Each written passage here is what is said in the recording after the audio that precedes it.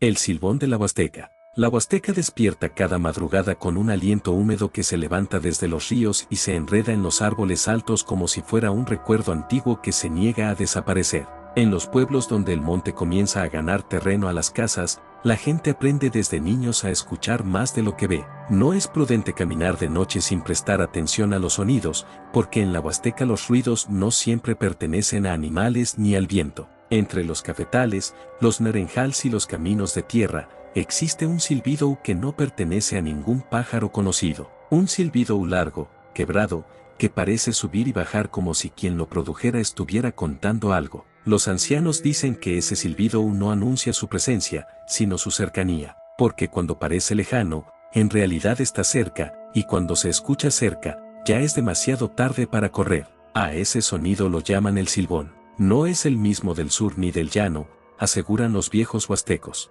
El de aquí tiene su propio origen, su propio castigo y su propia forma de caminar entre los vivos. Nadie sabe exactamente cuándo comenzó la historia, porque los relatos se transmitieron antes de que existieran los registros. Algunos dicen que nació en tiempos en que las comunidades todavía pedían permiso al monte antes de cortar un árbol. Otros afirman que apareció cuando los caminos se llenaron de violencia y las promesas dejaron de cumplirse. En cualquier versión, el silbón siempre fue un recordatorio, un aviso de que hay actos que no se borran con el tiempo. En el pueblo de San Isidro de las Lomas, el nombre se pronunciaba en voz baja, no por miedo solamente, sino por respeto. Las madres advertían a sus hijos que regresaran antes de que el sol se ocultara detrás de los cerros. Los hombres evitaban caminar solos cuando la noche se volvía espesa y silenciosa, y los borrachos, curiosamente, eran los primeros en desaparecer cuando el silbido se escuchaba entre los árboles. Decían que el silbón se alimentaba del descuido y del peso de las culpas,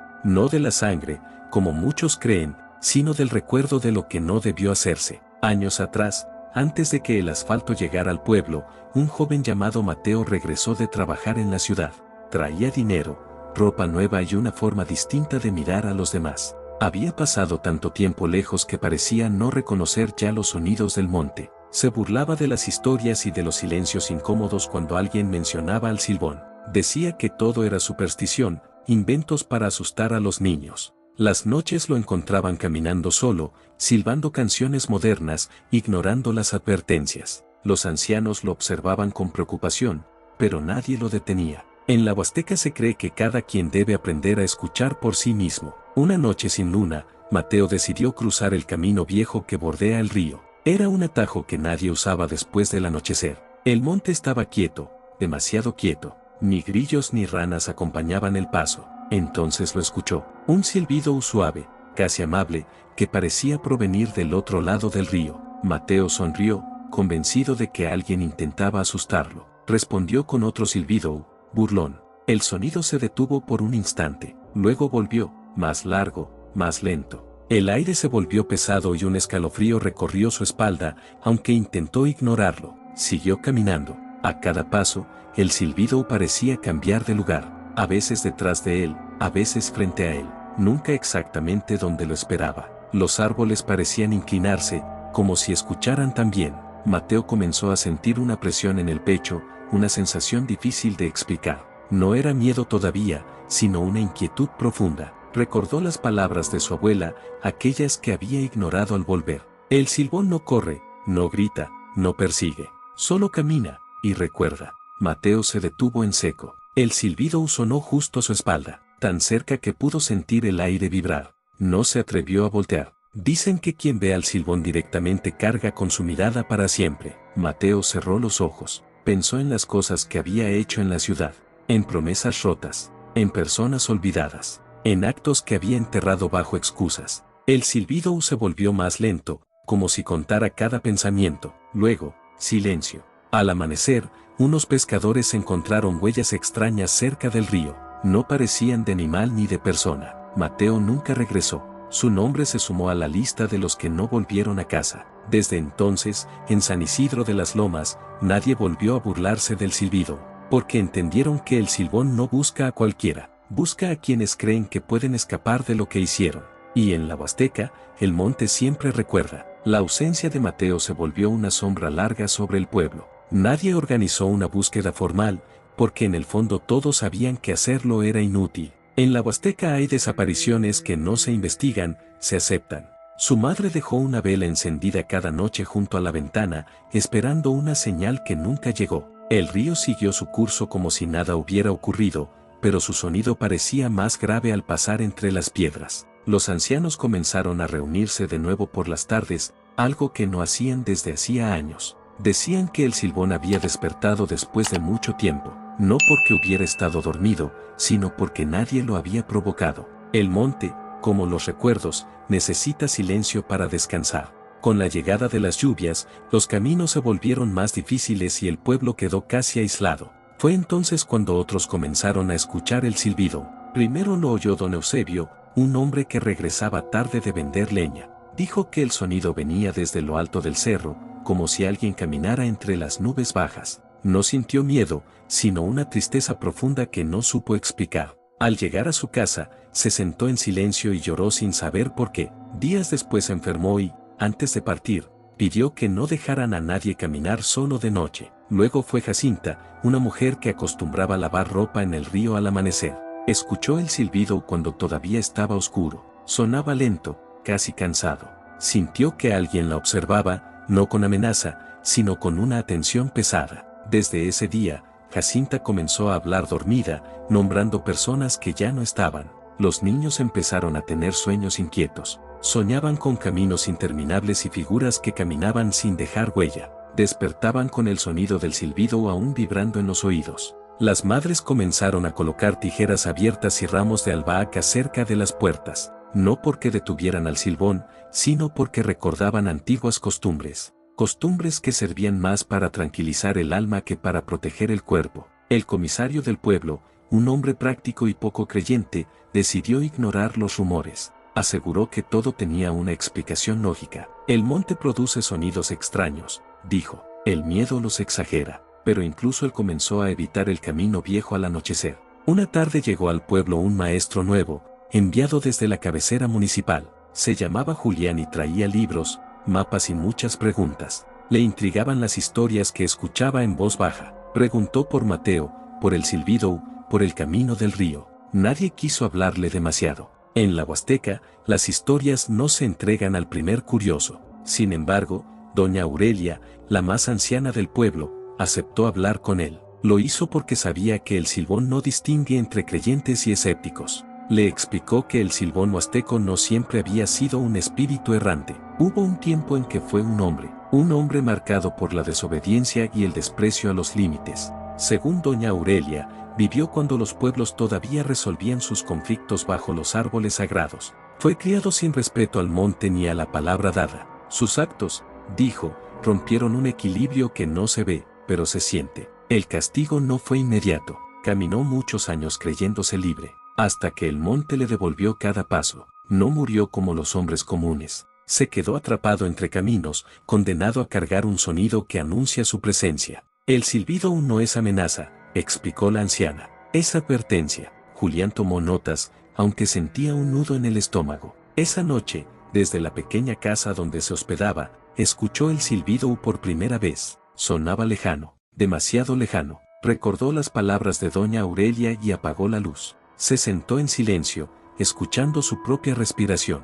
El silbido cambió de tono, como si se acercara sin moverse. Julián pensó en su vida fuera del pueblo, en decisiones apresuradas, en personas que había dejado atrás sin despedirse. El sonido cesó de repente. Al día siguiente, Julián decidió no irse. Entendió que su llegada no había sido casual. El silbón no aparece sin razón, y cuando lo hace, es porque algo más está por revelarse. El pueblo de San Isidro de las Lomas comenzó a cambiar. Las noches se volvieron más largas, los silencios más densos, y el monte, atento, seguía escuchando a quienes aún no comprendían el mensaje del silbido. El maestro Julián comenzó a notar que el pueblo respiraba distinto después del anochecer.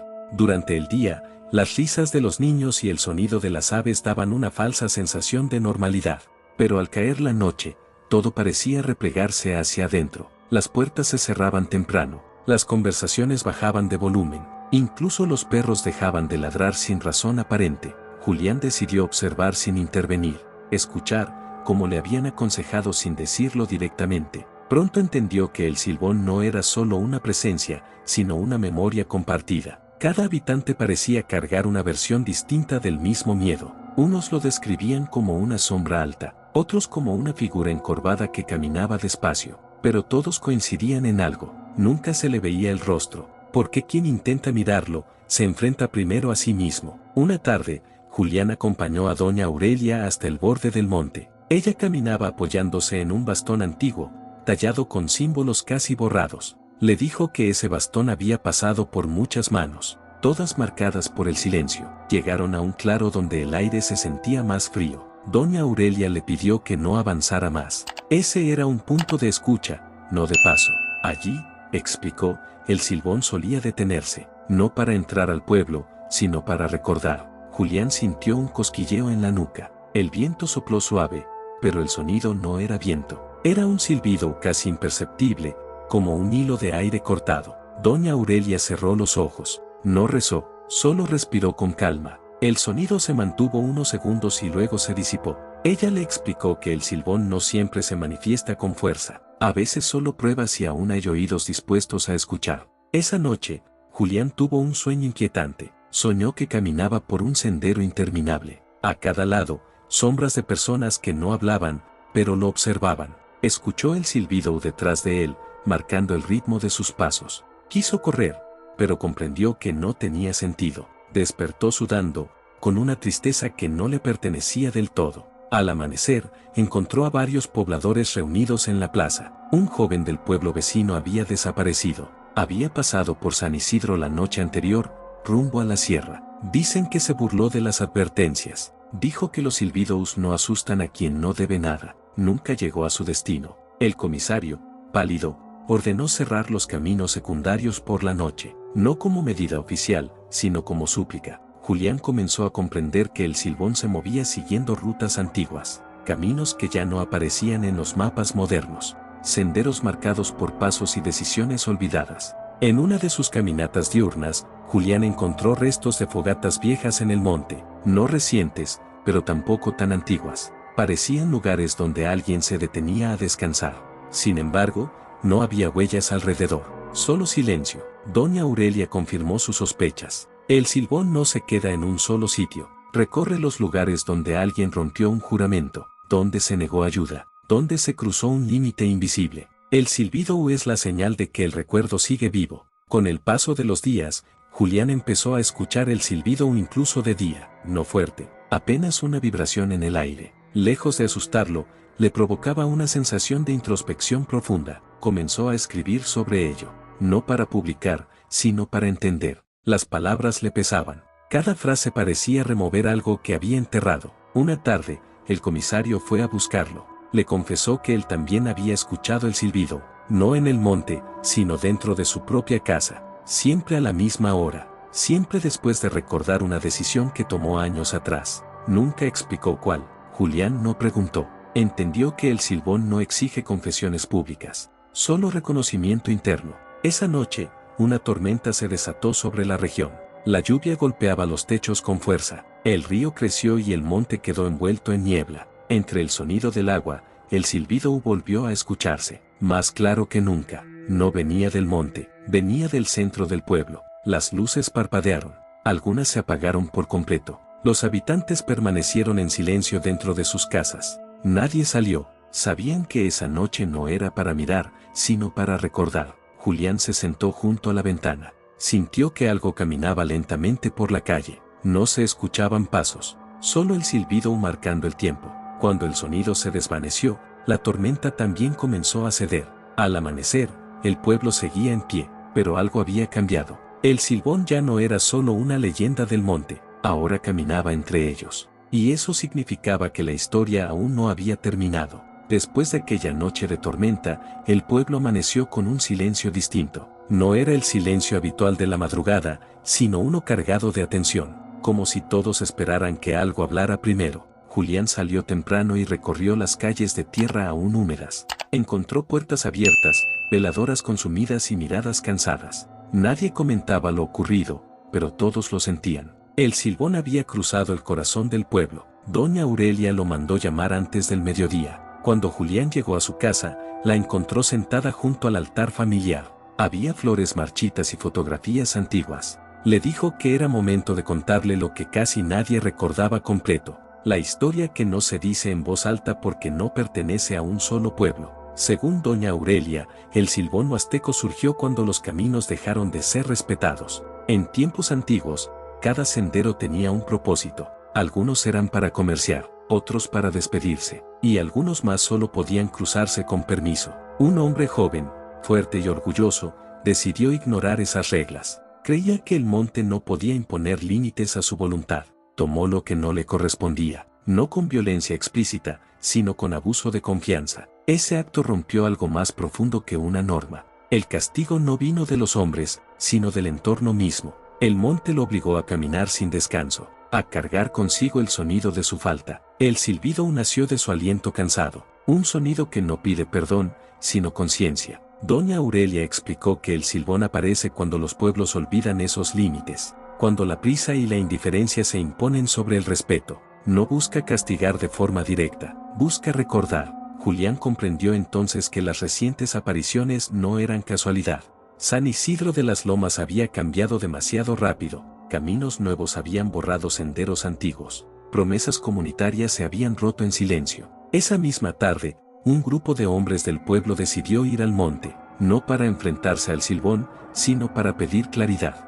Julián los acompañó hasta el claro donde doña Aurelia solía escuchar. Formaron un círculo y guardaron silencio. El aire se volvió denso. El silbido apareció, suave, envolvente. No provenía de un punto fijo, se movía entre ellos. Cada uno sintió algo distinto. Algunos recordaron errores pequeños, otros decisiones que cambiaron destinos. Julián sintió una presión en el pecho, pero también una calma extraña. El silbido se prolongó y luego cesó. Nadie habló durante varios minutos. Al regresar al pueblo, los hombres caminaron más despacio, como si midieran cada paso.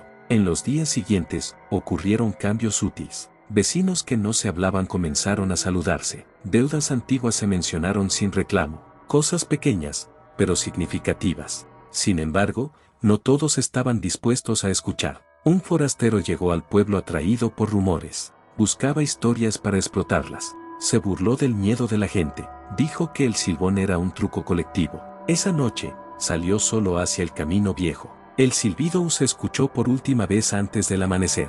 Al forastero lo encontraron días después, desorientado. No recordaba cómo había llegado allí. Solo repetía que el sonido lo había hecho caminar sin rumbo. Se fue del pueblo sin mirar atrás. Doña Aurelia enfermó poco después. Antes de partir, llamó a Julián. Le dijo que el silbón no desaparece, solo se aleja cuando se le entiende. Le pidió que cuidara la memoria del pueblo, no como maestro, sino como oyente. Esa noche, Julián escuchó el silbido una vez más. Sonaba más lejano, como si se internara de nuevo en el monte. El pueblo respiró aliviado, pero con cautela. Sabían que el silbón siempre regresa cuando se le necesita, y que aún quedaba una última lección por comprender. El tiempo comenzó a avanzar con una calma distinta después de la partida de doña Aurelia. El pueblo sintió su ausencia como se siente la falta de un árbol viejo que siempre estuvo ahí. No hacía ruido, pero sostenía mucho. Julián permaneció en San Isidro de las Lomas más allá del ciclo escolar. Rechazó el traslado que le ofrecieron desde la cabecera municipal. Algo lo ataba a ese lugar que ya no podía considerar ajeno. Las noches volvieron a ser oscuras, pero no opresivas. El silbido dejó de escucharse con frecuencia. Cuando aparecía, lo hacía como un eco distante, casi respetuoso. Los pobladores aprendieron a no ignorarlo. Si alguien lo oía, al día siguiente revisaba sus actos. No por miedo, sino por costumbre aprendida. El monte parecía responder a ese cambio. Los senderos olvidados comenzaron a despejarse, no por obra humana directa, sino porque la gente volvió a caminar con cuidado. Los niños crecieron escuchando la historia sin exageraciones. Se les enseñó que el silbón no era un monstruo, era una consecuencia, un reflejo de lo que ocurre cuando se pierde el equilibrio. Julián siguió escribiendo, no historias de terror, sino notas sobre el silencio, los sonidos y la memoria. Entendió que no debía ponerlo todo en papel. Algunas cosas solo existen mientras se transmiten de voz en voz. Una noche, mientras caminaba cerca del río, escuchó el silbido por última vez. No lo sobresaltó, se detuvo y respiró hondo. El sonido no parecía venir hacia él, parecía despedirse. En ese instante comprendió que su papel no era enfrentar ni explicar al Silbón, era permanecer, ser testigo, ser oído. Años después, cuando Julián ya era considerado parte del pueblo, llegaron nuevos habitantes. Algunos traían prisa, otros desconfianza. San Isidro de las Lomas los recibió como siempre, con observación y silencio. El silbido tardó en aparecer, pero apareció, no como advertencia inmediata, sino como recordatorio suave. Julián contaba la historia sin adornos. Decía que el silbón camina cuando se olvida el respeto, que no persigue, no ataca, no grita, solo camina y silba, y que quien lo escucha debe preguntarse por qué. Una madrugada, Julián enfermó. Mientras descansaba, creyó escuchar el silbido muy cerca. No sintió miedo, sintió gratitud. El sonido era lento, sereno, como el paso de alguien que ya cumplió su recorrido. Al amanecer, el silbido se internó definitivamente en el monte. Nunca más volvió a escucharse en el pueblo, pero nadie afirmó que había desaparecido, porque en la Huasteca se sabe que hay sonidos que no se extinguen, solo esperan, esperan a que alguien olvide, esperan a que un límite sea cruzado sin conciencia, esperan a que el monte necesite volver a hablar, y cuando eso ocurre, el silbón regresa, no como castigo, sino como memoria caminante, como eco del equilibrio perdido, como un silbido lejano que recuerda a todos que ningún camino es solo un atajo, y que en la Huasteca, incluso el silencio tiene voz. Si llegaste hasta acá, suscríbete a mi canal, y dale like a mis videos, y comparte los videos que más te gusten, activa la campanita, para que YouTube te avise cada vez que suba un nuevo video, y hasta pronto.